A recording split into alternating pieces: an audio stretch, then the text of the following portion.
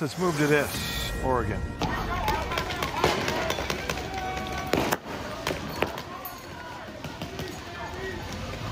That was the scene in Portland over the weekend, protests spiraling into violence near an ICE detention facility. This as an appeals court has ruled in favor of the White House and President Trump, saying it can deploy the Oregon National Guard to the city. Former prosecutor Jim Trusty here. And Jim, good day to you. I got two questions on this, but first, the Oregon governor, a Democrat strongly against this, said this after the ruling from the court.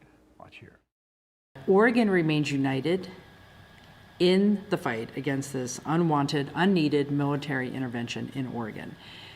We're going to continue to show up for our neighbors, make our voices heard, and use our collective power to protect our communities and our democracy.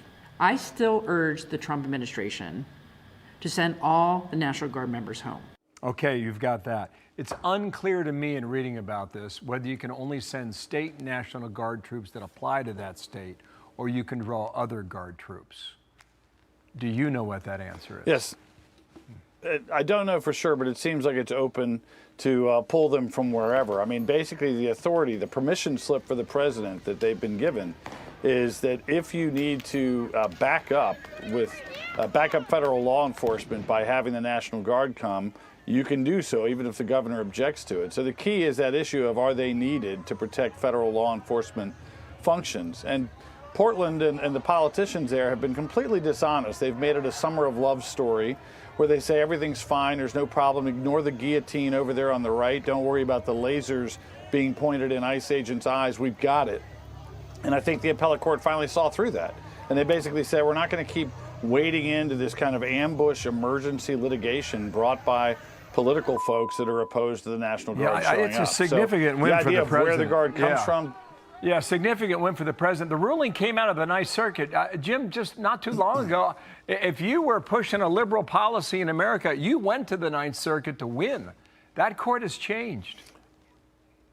Yeah, it has. I mean, and it was always the most reversed circuit by the Supreme Court for many, many decades. But Trump won that in that first administration. He had a lot of turnover in the Ninth Circuit, and he and Mitch McConnell moved things along quickly and got a bunch of people appointed. So now it always comes down to the draw of the three that are hearing your case. You might get 2 or 3 conservatives, you might get 2 or 3 liberals. Jim, let's move to James Comey. Late yesterday afternoon, he filed a motion to dismiss the case against him. Here's part of what he's arguing now. He says the government has singled out Mr. Comey for prosecution because of his protected speech and because President Trump's personal animus toward Mr. Comey. Such a vindictive and selective prosecution violates the First Amendment, due process clause, and equal protection principles. You got a lot to say about this. Go ahead. What do you think? Sure. I mean, look, selective and vindictive prosecution, that's the angle on that particular motion. Those are both uphill concepts in general for defendants to get a dismissal. And I don't think it's really that different here. You know, selective means you have to show a track record of similarly situated defendants. I don't know how you do that with an FBI director lying to Congress. We don't have like 10 other circumstances where people were not prosecuted for it to point to.